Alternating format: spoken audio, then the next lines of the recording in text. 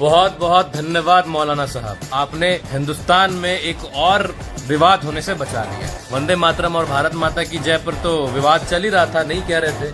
अब अगर आप कहीं ये कह देते कि तिरंगे को सैल्यूट करना भी गुनाह है, तो ये अब वो भी नहीं करता। इंडिया से किसी ने पूछा, मेरा सवाल ये है कि क्या नेशनल फ्लैग को सैल्यूट करना शिर्क है, फ्लैग को इसे देने के लिए खड़े होना शिर्क है? नहीं, ये फिर से क्या ताल्लुक है? ताज़ीम है अपने मुल्क की, अपने जिंदगी की ताज़ीम किसी तरह। और इसको देख रहे हो, इसकी वफादारी कैसी है कि अपने देश के झंडे को सैल्यूट करने के लिए पाकिस्तान में बैठे एक मौलाना साहब से इसको परमिशन लेनी पड़े। वफादारी मैटर्स। और जिनको इतना लगता है कि नहीं शरिया है तो शरिया में कोई हस्तक्षेप नहीं हो सकता, मौलाना अरशद बंदी कहते ना ईट से ईट बजा देंगे, तो दादा रे फिर पूरी शरिया ले लो ना। तब भी डर जाते हो, तुम्हें मेरी तो पूरी शरिया लागू करना, ना ना ना भाग जाएंगे ना, ये कहते नहीं। और ये दूसरे कानून बना दो, यूसीसी छोड़ो, इधर फुल शरिया रहेगी। नहीं, अब रसमलाई और आलू की टिक्की एक ही धोने में खाओगे, अलग अलग धोना ले लो। मुझे वो सीन भी याद है कि जब महिला पहलवानों पर मीनाक्षी लेखी जी से सवाल पूछा गया, ऑन कैमरा दौड़ने लगी और भाग गई। अरे प्रेस कॉन्फ्रेंस नहीं हो रहा था, एक सवाल ही तो पूछा जा रहा था, तो आप ज्ञान नहीं दीजिए। कुलदीप सिंह सेंगर पता है जो विक्टिम के पेरेंट्स सबको मरवा दिया, कौन फॉरअप कर रहा है सर? ये हमसे आप पूछ रहे हो? ज्ञान मत दीजिए सरकार, आप ये ठीक है, ज्ञान आप ज्ञान मत दो। अभी बदत है भाई, अभी बदत है। मैं पहले एक राइडर डाल देती हूँ। कुलदीप सिंह सेंगर जो भारतीय जनता पार्टी का नेता था, उसके खिलाफ सबसे पहली आवाज मैंने उठाई थी। यही नहीं, ब्रिजभूषण करण को लेकर के आज तक कभी भी मैंने डिपेंड नहीं किया। मेरे ऊपर अगर कोई तमगा लगाएगा मैं मुंह मोड़ूंगी क्या। लेकिन चंपा विश्वास का केस आज तक क्यों सॉल्व नहीं हुआ? आरजेडी के नेताओं को लेकर के कथित रूप से कहा गया कि लालू यादव के नेता थे जिन्होंने एक आईएएस ऑफिसर की बीवी सालों रेप किया, वो बीवी आज तक नहीं।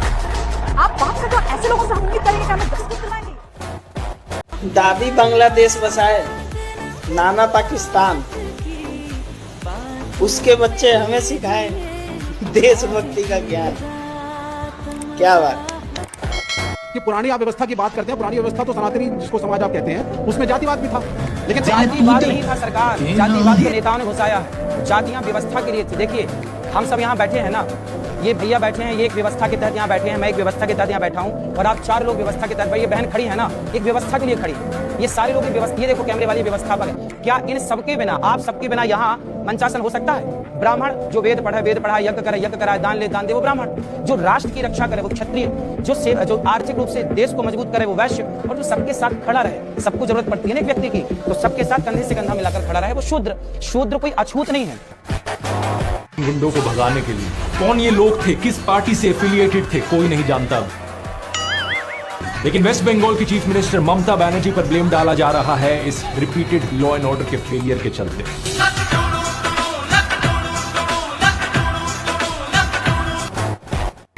सुप्रीम कोर्ट ने डॉक्टर से कहा अपने स्ट्राइक एंड करने।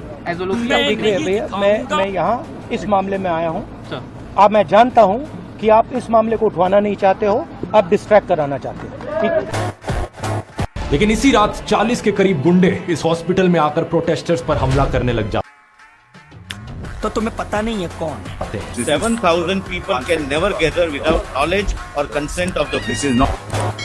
तो मैं पूछना चाहता हूँ, कोई नेता नहीं काम करता है सरकार का, मैं नहीं मानता, अपनी फोटो लगाकर तमाशा नहीं करता। लड़की हो लड़ सकती हो, ऐसा चुनाव में बोलने वाले कोलकाता हमारी बहन को इंसाफ दिलवाने कब जा रही है? या बस चुनाव में बोला जाता है कि लड़की हो लड़ सकती हो? प्रियंका जी जाइए कोलकाता इंसाफ दिलवाने के लिए।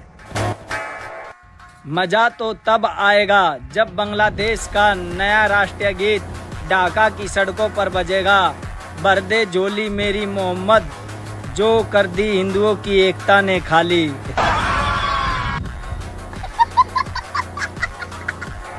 ये सारी सड़कों को रीडिजाइन किया जाएगा और इसके बाद ये सड़कें बेहद खूबसूरत होंगी, जैसे आप यूरोपियन कंट्रीज में सड़कों को देखते हैं। यदि Congress Rahul Gandhi ST, SC, OBC आरक्षण के खिलाफ नहीं है तो मेरे 5 सवालों के जवाब जरूर दे। पहला सवाल, दिल्ली स्थित जामिया मिलिया इस्लामिया यूनिवर्सिटी में एसटी, एससी, ओबीसी को आरक्षण मिलता था, लेकिन कांग्रेस ने जामिया मिलिया इस्लामिया यूनिवर्सिटी को अल्पसंख्यक का दर्जा दे दिया और एसटी, एससी, ओबीसी को जो आरक्षण मिल रहा था उसको समाप्त कर दिया। क्यों? दूसरा सवाल, 1961 में प्रधानमंत्री नेहरू ने राज्यों के मुख्यमंत्री को एक पत्र लिखा जिसमें यह कहा गया कि आरक्षण की व्यवस्था प्रशासनिक ढांचे में योग्यता को नष्ट कर देगी। कांग्रेस का कोई भी नेता इस बात का विरोध आज तक नहीं किया। क्यों? तीसरा सवाल, राजीव गांधी ने कहा था कि आरक्षण के नाम पर किसी मूर्ख को प्रमोशन नहीं दिया जा सकता। चौथा सवाल, काका कालेकर समिति और मंडल आयोग ने कहा कि ओबीसी को आरक्षण दो, कांग्रेस ने साफ साफ इसे इंकार कर दिया। पांचवा और अंतिम सवाल, कांग्रेस ने ओबीसी आयोग को संवैधानिक दर्जा क्यों नहीं दिया? 2004 से 2014 के बीच में तो कांग्रेस की सरकार थी। आखिरकार नरेंद्र मोदी ही ओबीसी को संवैधानिक दर्जा 2018 में दिए। यह काम तो पहले भी हो सकता था, क्यों नहीं किया कांग्रेस ने? और भूलना मत, ये नीलेश कुमार आरजे की क्लास है जहां सबकी क्लास लगती रहेगी।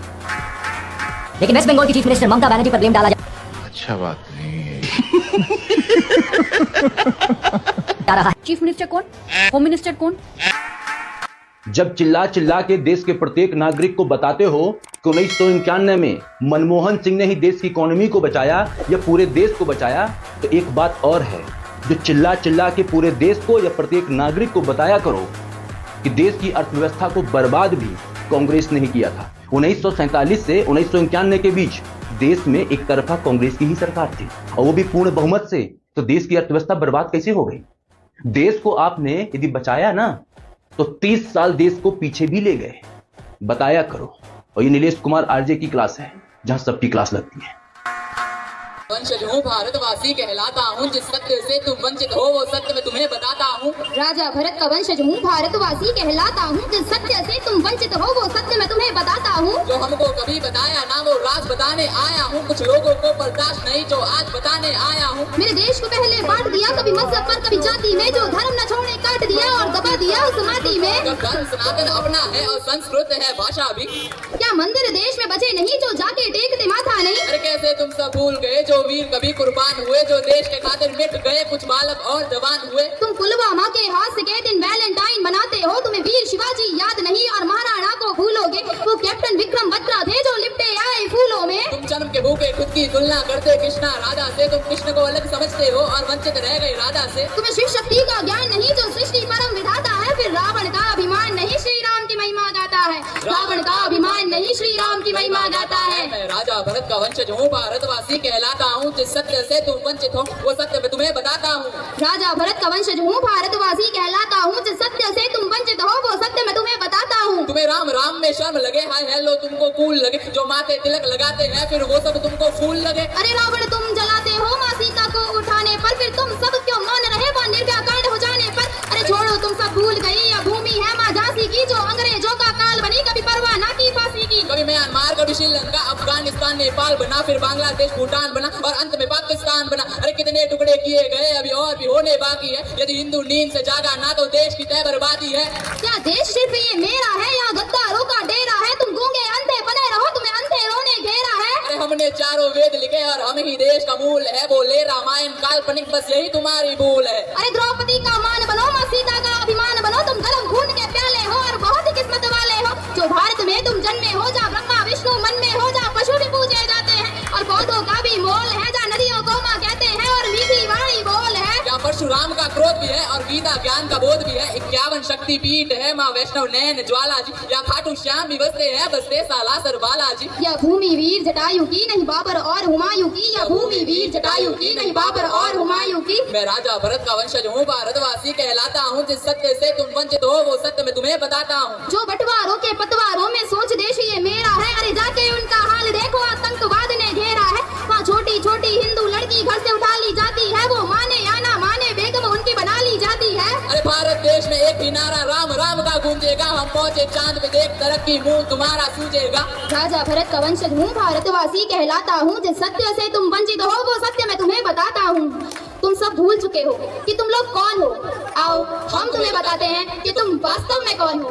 तुम सरस्वती की वीणा हो, तुम कृष्णा बनकर हंसते थे, हनुमान का सीना हो जा सिया राम जी बसते थे। तुम शिव जी का त्रिशूल भी हो और डमरू नंदी नाग हो, तुम लक्ष्मी जी के फूल भी हो और संतों का वे राग हो। तुम अर्जुन का रंगशाल हो, तुम एकलव्य का दान हो, तुम शबरी की प्रतीक्षा हो, द्रोणाचार्य की शिक्षा हो। तुम अभिमन्यु की वीर गति, तुम पार्वती और महासती, तुम दुर्गा माँ के बाण भी हो, तुम बद्री और केदार भी हो। तुम महाभारत की गाथा हो, तुम गीता जी का सार हो, तुम गोकुल हो, वृंदावन हो, तुम जल हो, वायु पावन हो। तुम अग्नि हो, तुम सागर हो, तुम अमृत पहले उजागर हो। तुम जम्मू हो, कश्मीर भी हो, तुम सतलुज प्यार के नीर भी हो। तुम शेष नाग बलराम भी हो और रघुवंशी श्री राम भी हो। तुम कंस को मारने वाले हो और गौरव हारने वाले हो। तुम ही बैठे हिमालय में, नालंदा विश्वविद्यालय में, तुम ऋषिकेश गंगाजल हो और आने वाला तुम कल हो। वो तुम ही थे जो बीत गए और तुम ही हो जो बीतोगे। अरे एकजुट तुम होकर देखो हर बार फिर जीतोगे।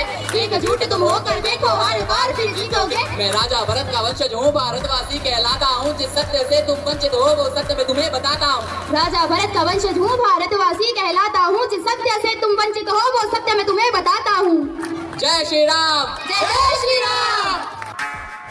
अब इंटरनेट से एक खबर मिली है कि प्रसिद्ध कथावाचक श्री अनिरुद्धाचार्य जी को बिग बॉस में जाने का ऑफर मिला था, जिनको उन्होंने ठुकरा दिया। अगर ये खबर सच्ची है तो इस ऑफर को तो उनको ठुकराना ही था, क्योंकि इतने रिस्पेक्टेड गुरु जी को ऐसे शोज में तो जाना ही नहीं चाहिए। विषय ये भी है कि आजकल एक ट्रेंड चल पड़ा है कि अनिरुद्धाचार्य जी को लेकर बहुत सारे मीम्स बनाए जा रहे हैं। देखो, हंसी मजाक तक बहुत अच्छी बात है मीम्स बनाओ, लेकिन जो लोग उनको मीम्स के आड़ में डिसरिस्पेक्ट करना चाहते हैं, एक भी ऐसा टॉपिक निकाल कर बता दो जिससे उनको डिसरिस्पेक्ट किया जा सके, एक भी नहीं है। क्योंकि वो जो भी बात बोलते हैं सब सही ही कहते हैं। अब जैसे उन्होंने बिस्किट वाली बात कही थी, वेस्ट की किट वाली बात, हमारे माता पिता भी जब हम बच्चे थे तो हमें कहा करते थे ना कि बेटा खा लो नहीं तो भूत आ जाएगा। तो भूत सच में थोड़ी आता था, वो हमें खिलाने के लिए कहा करते थे।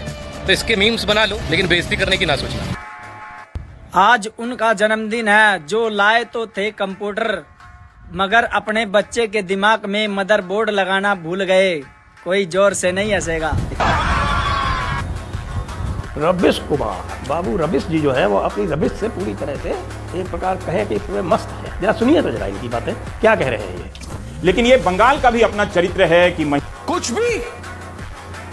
भी महिला डॉक्टर के साथ जो घटना हुई है वहां का यह जन दबाव भी है। तो भाई देखिए, ये बंगाल का चरित्र है, इसलिए ममता बनर्जी को अपने जो आंदोलनकारी जो हैं वो महिलाएं, उनसे जो लगातार संवाद करना पड़ रहा है। क्यों रविश बाबू, संदेश खाली में कहाँ चले गए थे ये तो ये समझिए कि इतने दिनों की ये जो आखिरी स्ट्रॉ था, जिसको कहते हैं ना last straw on camel's back, ये लास्ट स्ट्रॉ था जिसके कारण ये सब हो रहा है। और हो इसलिए रहा है कि ममता ने इसको दबाने की कोशिश की। गुजरात और यूपी के मंत्री जो है, मुख्यमंत्री, तो दबाते नहीं है, वो सदा दिलाते हैं।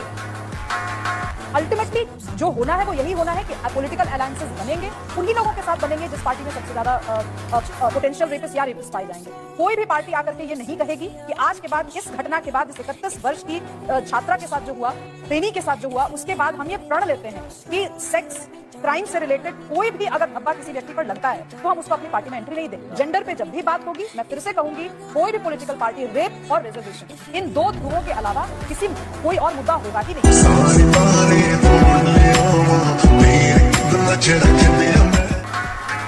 हमारे भारत देश को इन जैसे लोगों से भी बहुत ज्यादा खतरा है, ऐसे देशद्रोही लोगों से। ये एक एग्जांपल है। ये राकेश जी कहते हैं, ये क्या कह रहे हैं, जो बांग्लादेश में जो रेप और जो चीजें हुई हैं वो यहाँ भी हो सकती हैं। एक बार इनका वीडियो देखो। रेप और हत्या हुई, रेप और हत्या का केस उनके ऊपर हो गया, लेकिन पूरे देश में हाईलाइट करना क्या सरकारों को बदनाम करने की साजिश है? भाई बांग्लादेश में 15 साल से जो आदमी सत्ता पे काबिज है, विपक्ष के नेता साहब जेल में बंद है, तो यही तो होता है। अब ये सारे बंद है, उन्हें भागने कहाँ दिया, बंद है, यही हाल यहाँ होगा। ये ढूंढे नहीं मिल देंगे, जनता बहुत गुस्से में है। ये तो उस दिन जब ट्रैक्टर लेकर दिल्ली गए, ये ना बहका दिया कि पार्लियामेंट की तरफ कर देते, वो तो 26 जनवरी थी, नहीं तो 25 लाख आदमी थे, ये सारा काम हुई थी केस। ये निपटा का चुप रहे, और एक बात आप तैयारी है, जनता की चिंता ना करो, बड़े आंदोलन की हो जाएगा, नहीं छेड़ करने से और दो कुछ होगा जरूर। सोचो, ऐसी सोच वाले इंसान हमारे भारत देश में आराम से खुले होकर घूम रहे हैं और लोग इनका सपोर्ट कर रहे हैं। मैं उन लोगों से पूछना चाहता हूँ, ये वही इंसान है जो खालिस्तानी को फुल सपोर्ट करता है, जो किसानों को भेस में खालिस्तानियों को लेकर आया था, और इस तरीके से भैया किसान इस तरीके का उपद्रव, इस तरीके की ना शांति भंग कभी नहीं कर सकता, ठीक है। और ये लोग कौन है खालिस्तानी, जो भारत के, देखो आप वीडियो में देख रहे होंगे किस तरीके से भगा रहे हैं इनको, जिनके हाथ में भारत के झंडे हैं, किस तरीके से भारत के झंडे को कुचलते हैं, संविधान को जलाते हैं ये।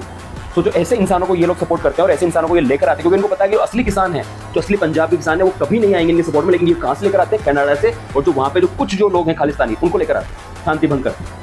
ऐसे लोगों पे तो सख्त से सख्त कार्रवाई होनी चाहिए, और सरकार को ऐसे लोगों को है ना, या तो सीधा एनकाउंटर करना चाहिए, जेल में भी डालना, सीधा एनकाउंटर करना चाहिए, क्योंकि इनकी जो ये जो पनपते हैं ना, ये इनके गुर्गे बहुत सारे जो पनपते हैं।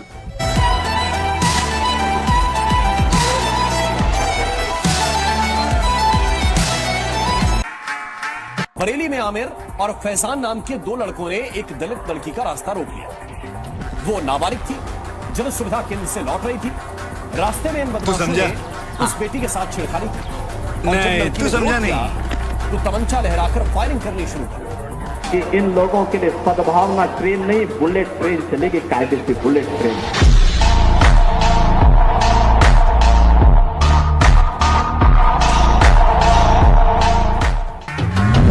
इस बार कांग्रेस वोट मांगने आए तो उससे एक सवाल जरूर पूछना, जब केंद्र और हरियाणा दोनों जगह कांग्रेस की सरकार अभी मजा आएगा ना भिड़ो वोट आई, उसको लागू क्यों नहीं किया? उसको लागू इसलिए नहीं किया क्योंकि इनकी मंशा कभी किसानों का भला करने की थी नहीं, बल्कि उनका पैसा लूटने की और उनकी जमीन हड़पने की थी। जवाब आ गया। Congress now promises MSP to the farmers, but in 2010 the same Congress party, it appears, had objected and rejected to the Swaminathan report. Modi ji dictatorship है, बट उसके प्रमाण दिखा देता हूँ आपको। मेरे दादाजी गुजर गए तो मुझे कुछ ये चीजें मिली, तो ये वीडियो देख लो एक बार। ये कॉइन्स देख लो, ये इंदिरा गांधी का कॉइन है 5 रुपए वाला। ये भी वो, ये भी वो, ये भी ये राजीव गांधी का कॉइन, ठीक से देख लो 1 रुपए वाला। मतलब ऐसे मेरे पास इतने कॉइन मिल गए। अभी ये डिक्टेटरशिप के प्रमाण हैं। मोदी जी ये कर सकते हैं? तो भाई डिक्टेटरशिप है भारत में, पहले भी थी अब भी होगी।